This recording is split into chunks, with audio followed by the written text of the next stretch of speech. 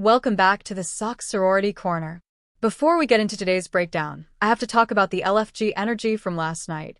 Not only did we see Shiloh Hill pull off the biggest upset of the year, but the man himself actually stopped by my Twitter to show some love.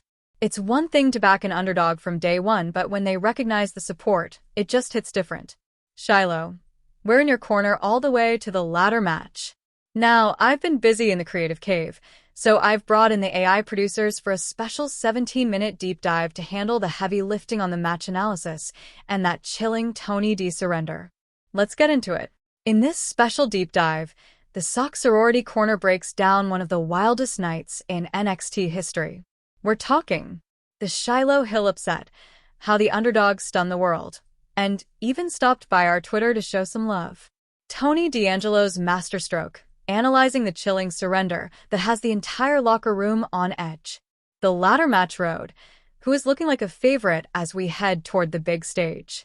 Sit back and let the AI producers take you through the strategy, the chaos, and the future of the brand. Welcome back to the deep dive. Today we are stepping into an ecosystem that is arguably one of the most ruthless in the entertainment world. And no, you're not talking about a corporate boardroom or some high-stakes political campaign. No, not at all. Though the maneuvering we're going to discuss today is, it's just as strategic. We are heading into the squared circle. Specifically, we're looking at the current state of NXT. But we aren't just talking about body slams, spandex, and entrance music. If you look at the source material we have today, it's really analyzing a massive organizational shift. Exactly. If you zoom out, what we're witnessing is a changing of the guard. It's a complete system reset. A total reset. And to guide us through this chaos, we're doing a deep dive into a really fascinating piece of analysis. It's titled Sock Sorority's Take: The Night the Underdogs and the Dawn Took Over NXT. I really love this choice of source material. It isn't a corporate press release or some dry recap. It's a fan eye view, but a highly analytical one. It captures the aura of the locker room. It notices those subtle shifts in power, the body language, the storytelling beats that tell you who's on the rise and who's on the way out. It reads between the lines. And that's our mission today. We are going to decode the current state of the NXT roster based on this report. We need to identify who is stepping up to claim what our source dramatically calls the empty throne. We're going to break down the technical differences between the new recruits, because there is some serious nitty-gritty wrestling talk here, and we have to unpack one of the most bizarre psychological power plays I think I've ever seen, courtesy of a man they call the Dawn. It really is a perfect case study in power dynamics. You have the established order just crumbling, you have hungry wolves scratching at the door, and then in the middle of it all, you have this mob boss playing 4D chess while everyone else is playing checkers. I love that analogy. Let's start with those hungry wolves.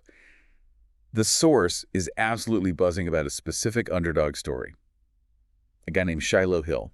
Now, for the listener who hasn't seen him, I want you to picture someone just carved out of granite. He looks like he was built in a lab to lift very, very heavy things. He is a physical specimen, absolutely. But here's where the source makes a critical distinction, and it's one that really matters in modern wrestling. Usually you see a guy that big and you think, okay, he's a tank. Right. He's going to be slow, he's going to be stiff, and he's probably got the personality of a brick wall. But the source, it calls him a storyteller. That stuck out to me too. Why is that distinction, storyteller, so important for a guy with his build? Because in 2026, being big just isn't enough. The audience is smarter. They need a connection. The source highlights this beast mode performance Shiloh had against a wrestler named Stax.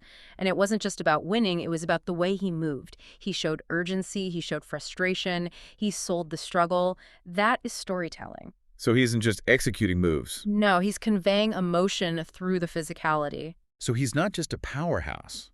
He's a character with depth. And the timing for this ascent couldn't be more critical. The source lays out a very specific timeline we need to pay attention to. Yes, it does. The road to the NXT Championship Ladder Match officially kicks off on February 3rd. That is the date everyone has circled. That's the deadline. That's the horizon line. And apparently the narrative is being built so that the road runs right through Shiloh Hill. But that's a lot of pressure, isn't it? I mean, he's relatively new to the TV product. It's a huge amount of pressure. He's got a qualifier match coming up against Josh Briggs, and Briggs is no pushover. He's another giant. And that is the test. The source describes this upcoming Briggs versus Hill match as feeling like a main event anywhere else. That is incredibly high praise for a qualifying match. It is. It tells you that management and the fans see these two not as rookies, but as main event players ready to carry the show. It's interesting you mentioned management's view, because context is key here. Shiloh isn't just some random recruit plucked from a gym. He won Season 2 of #WLFG. Right, and for those who don't follow the developmental pipeline closely, that means he is media trained, he has been in front of cameras, he understands the production side, he knows where the hard cam is. That gives him a huge leg up. But you brought up a term during our prep that I thought was really insightful. You called Shiloh a bridge. Can you unpack that? Because usually when I hear bridge in sports, it implies a temporary fix.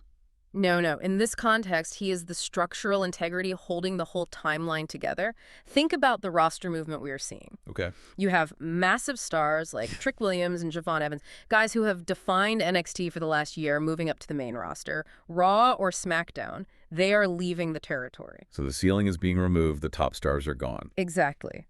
Then on the other side, you have established veterans like Joe Hendry moving in to stabilize things. Shiloh Hill represents that vital middle ground, the immediate future. He connects the rookie class to the TV-ready star power. So if he beats Briggs. If he beats Briggs, he isn't just winning a match. He effectively becomes the odds-on favorite to climb that ladder and claim the gold. He becomes the face of the new era. He's the linchpin. And he seems to understand the modern requirement of building a brand, too. The source mentioned a small detail that I think is actually huge. What's that? Shiloh was on Twitter, directly interacting with the sock sorority community, thanking them for the hype. That matters more than people think. It really does. It breaks that fourth wall. He's not this distant gladiator on a pedestal. He's building a grassroots movement. The source says the energy behind him is officially unstoppable. It feels like he's crowdsourcing his momentum. And he needs every bit of that momentum because, as we touched on, the top of the mountain is being forcibly cleared. We need to talk about the Riyadh banner. Ah, yes. The visual evidence. I love when we have a smoking gun in the research. So for the listener, this was a promotional banner displayed in Riyadh, Saudi Arabia for the Royal Rumble event. Yeah. And it basically spoiled the entire roster shakeup, didn't it? It confirmed what the smart fans already suspected. The banner featured Obafemi, Tatum Paxley, and Thea Hale front and center.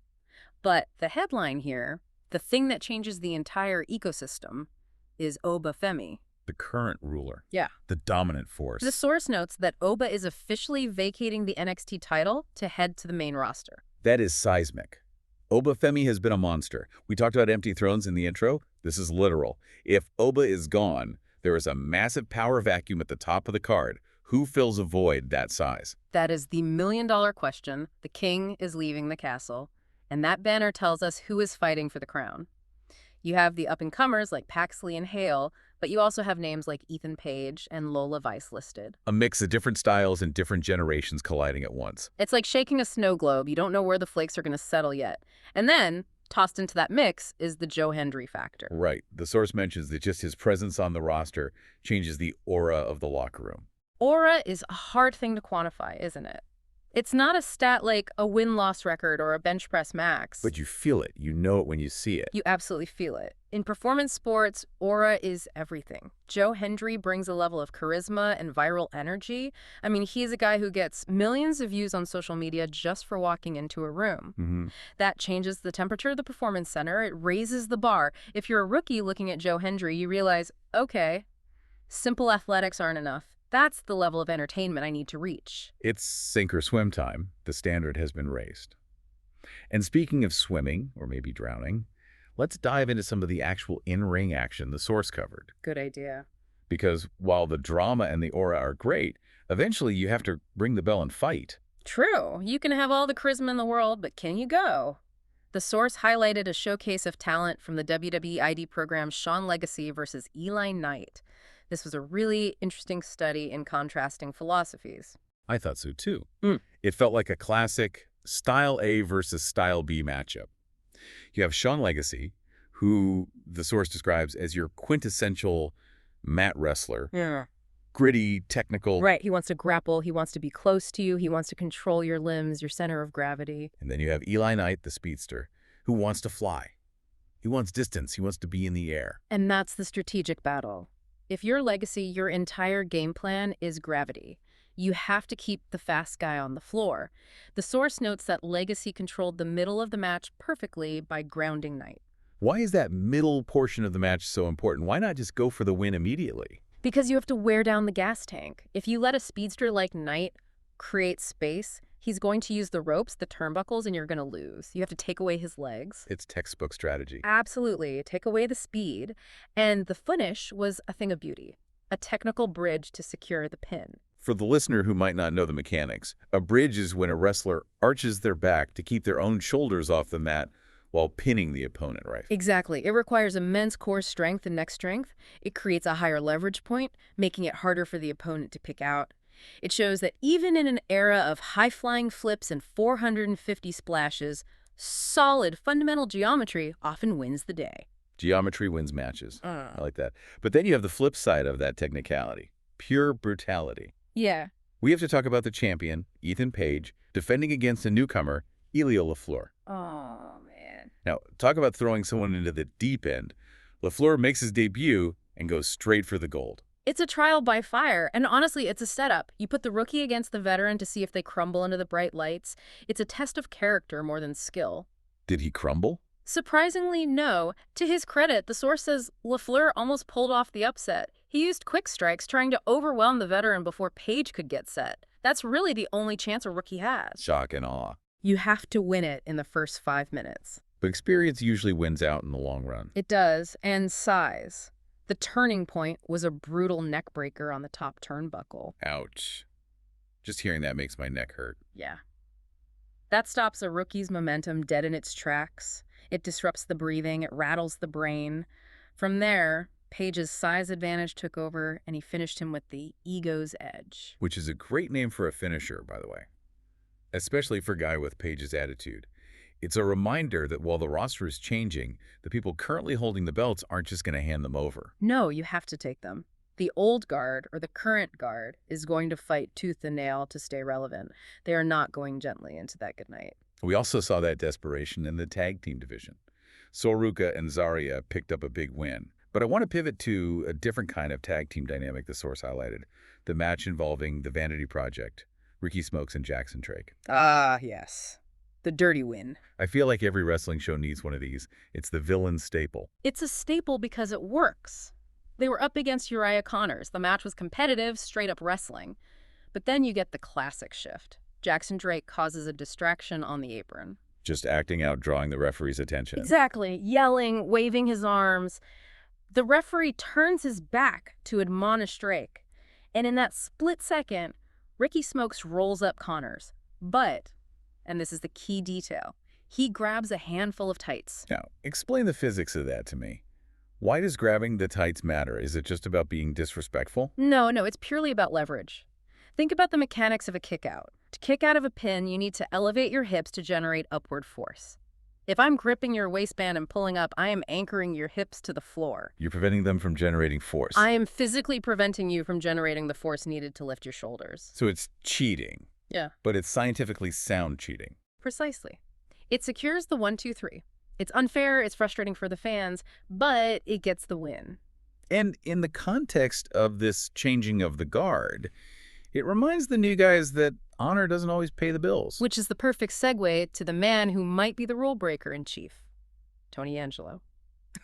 The Don. This is where the whole thing takes a sharp left turn.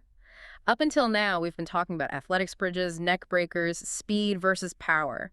Tony D'Angelo is playing a completely different game. A very different game. The source calls it a high-stakes game of chess, and honestly, I think even that is an understatement. It really feels like a movie plot. The source describes his arc as psychological warfare. Yeah. He's been this looming shadow since he returned, but on this specific night, he decided to strike. And not just once. No, it was a double strike. That's significant. Usually if a wrestler has a beef with someone, they run out and attack that person. It's personal, it's hot-blooded. Right. But Tony initiated 2 separate attacks throughout the night on different people involved in the qualifiers. So he wasn't targeting an enemy, he was targeting the tournament itself. He was targeting the system. He was systematically dismantling the momentum of the qualifiers. He's essentially saying, if I'm not involved in this championship hunt, nobody is going to have a smooth ride. He's holding the show hostage. But the part that gave me goosebumps, and the part the source really focuses on, is the climax of this chaos. He does all this damage, and then he doesn't run. That is the moment. That is the pivot point. Most people, after committing an assault, they flee. They jump the barricade. They drive off in a rental car. Tony D'Angelo stood his ground. The source describes it as a calculated surrender. He calmly handed himself over to security. Imagine the visual. Chaos all around him. Bodies on the floor, the crowd is going nuts. And he's just standing there, offering his wrists for the handcuffs. And then he locks eyes with Ava, the general manager of NXT. That stare down is the most important move of the night. More important than any suplex or powerbomb we discussed. Why? What makes looking at the GM so powerful in that moment? Because the source says Ava was visibly rattled. By surrendering, Tony took away her power. Think about it. If he runs, she can chase him. She can mobilize security. She can play the role of the authority figure. She's in control. But if he is standing there, in handcuffs, calmly looking at her, he's saying, I am doing this on my terms. It flips the script completely. It's chilling. Yeah. The source verdict is that this wasn't a defeat for Tony. It was a message. Exactly. He has forced Ava into a corner. The big question now is, what is his leverage? Right. Why get arrested? What is the end game here? Is he trying to force his way into that ladder match on February 3rd? Is this a brutal negotiation tactic? Or, as the source speculates, is he clearing the board for a hostile takeover of the entire brand? It's the difference between wanting a title shot and wanting to run the company. Precisely. The Don doesn't do anything without a plan. If he's in handcuffs, it's because he wants to be in handcuffs. He knows that creates a spectacle. He knows it forces management to deal with him directly. And that should scare everyone. It's psychological domination versus physical domination. And right now, Tony D is winning the mental game hands down. So let's zoom out. Look at the whole board. What does this all mean for you, the learner, who's trying to make sense of this ecosystem? Wow. We've got Shiloh Hill, the physical beast with the community behind him. We've got the Riyadh banner confirming the old guard is gone, leaving the throne empty. And we have Tony D'Angelo dismantling the system from the inside out with mind games. It means we are in a period of extreme volatility. If you are a fan of structure, order, and predictable champions, this is a bad time for you. Yeah, maybe skip the next few weeks if you like certainty. But if you love the chaos of a power vacuum, if you want to see who has the grit to step up when the biggest stars leave, this is the golden era. This is when stars are made. It really sounds like the perfect jumping on point. And if you haven't been watching NXT or if you fell off for a bit, right now is the time to tune back in. The hierarchy is being reset as we speak. The pieces are on the board, they're moving fast, but nobody knows where they're going to land yet. Before we wrap up, I want to leave you with a thought based on that Tony D'Angelo moment. We usually think of power in wrestling, and maybe in life, as physical dominance. Who is stronger? Who is faster? Who is holding the gold belt? But Tony D flipped that script. He did. So here is the question for you to mull over. In a world of physical dominance, is surrender actually the ultimate power move? If the person in handcuffs is the one holding all the cards, what does that say about the illusion of control? That is a dangerous question. Who is really in charge? The person with the badge or the person who isn't afraid of the consequences? I have a feeling we are going to find out the answer on the road to February 3rd. I think you're right. We will be watching closely. Thanks for diving deep with us today. Always a pleasure. See you next time.